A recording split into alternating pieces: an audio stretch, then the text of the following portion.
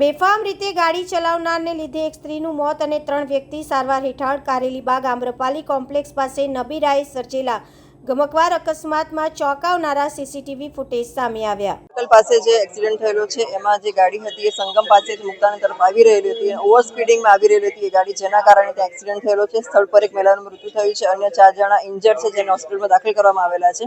આ બનાવ અંતર્ગત સ્થળ પછી જ રક્ષિત રવીશ ચોરસિયા નામનો જે વ્યક્તિ છે જે ગાડી ચલાવી રહ્યો હતો એ આરોપીને અટક કરી લેવામાં આવેલો છે. પીસીઆર ત્યાં પહોંચી તેને અટક કરી લીધેલો છે.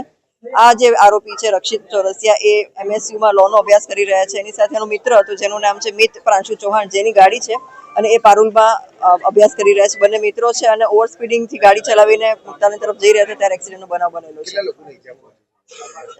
4 જણને ઈજા થયેલી છે અને એક મહિલાનું મૃત્યુ થયું છે. હાલ અમે લોકો બી બધી વિગતો મેળવી રહ્યા છીએ અને ફૂટેજ પણ કલેક્ટ કરી રહ્યા છીએ, જેના આધારે આગળની તપાસ થઈ શકે. આરોપી જે છે આ રક્ષિત ચોરસિયા વારાણસીમાં રહે છે. MSUમાં અહીંયા રહી અને PGમાં રહીને લોનો અભ્યાસ કરી રહ્યા છે. એ બધા ફૂટેજ કલેક્ટ કરીને આગળની અમે તપાસ કરી રહ્યા છીએ. ગાડી ઓવર સ્પીડ હતી અને ફૂટેજ અમે એકત્ર કરી અને આગળ કાર્યવાહી કરીશું.